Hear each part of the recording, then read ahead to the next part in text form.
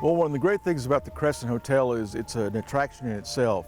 The 1886 Crescent Hotel and Spa brings in thousands of guests every year, thanks in part to its Victorian elegance. It's on the National Register of Historic Places. It offers a resort atmosphere. We are a mountaintop spa resort. While Crescent Marketing and Communications Director Bill Ott is quick to point out the many services the hotel offers, it's something else that keeps the reservations coming after 130 years. It being haunted attracts more people. Rising from up above its perch at the highest point in the Ozarks here in northwest Arkansas, the Crescent Hotel is the crown jewel of the Eureka Springs community. And one thing's for certain, of all the people that we talk to, people seem to think there's something happening at the Crescent. I hear people talk quite a bit, especially the visitors come to town, what they've seen, what they think they've seen, and it get quite a hoot out of it sometimes. The lights flickering. I've heard people say that their TV shut on and off. There's been people who have said that they've felt something sit down beside them on the bed. Believers and skeptics alike flock to the old hotel because of what they've heard, like Room 218's resident poltergeist named Michael, a young Irish stonemason who fell to his death during the construction of the hotel. Or photographs and video of orbs that some believe to be proof of spirits. Or even of Norman Baker, the charlatan who operated the Crescent as a cancer hospital during the Great Depression era and swindled a fortune from the hundreds who believed his false claims he could cure them. Of all the creepy things you'll hear on the popular ghost tour, we've got spa rooms to this day that used to be old autopsy rooms. It's Baker's exploits that stand out.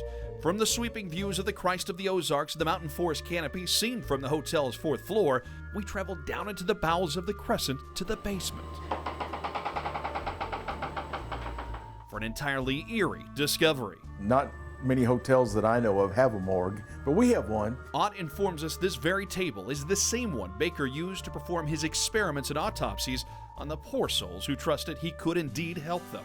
Of all the places in the hotel where people have experiences, they kind of feel like it happens right down here. Guests check into the hotel because of the folklore, but as Ott tells us, when their stay comes to an end, they become a part of the tale, adding their own story.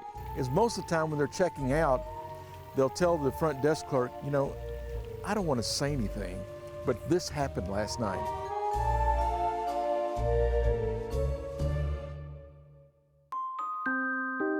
I've always wanted to believe it.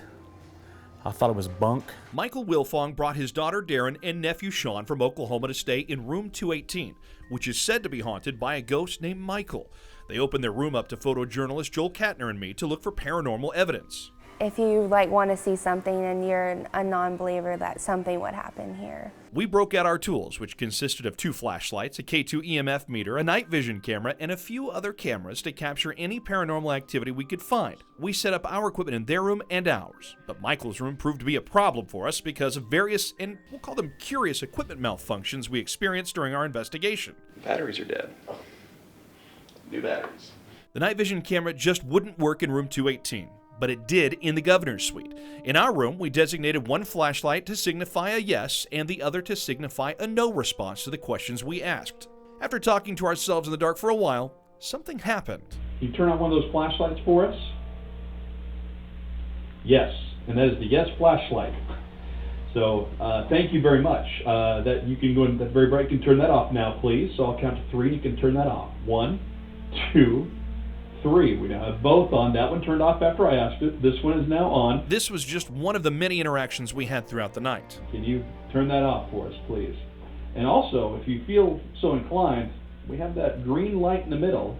You can go to that and you can turn that up to the red by manipulating the electromagnetic fields there so that it will detect that your presence is here. Yes, you understand that. That's good. After a little more conversation, we got the response we were looking for. Turn on the yes flashlight again. That's that one, that's that silver one that's on the left side. If you understand that you could manipulate that green light, can you turn on the yes flashlight for us once again? Yes, you understand. That's very cool. Now, you understand. There, it's going. Oh my gosh. Oh my gosh. After hours of exploring and attempting to communicate with the spirit world, we sat down to talk with the guests of room 218 to see if they were still as skeptical. When them flashlights started flashing after a question was asked, it got me. Even after we wrapped up our investigation, the creepy moments continued. What do you think would make a place like the Crescent Hotel more haunted than, say, any other 130-year-old building? That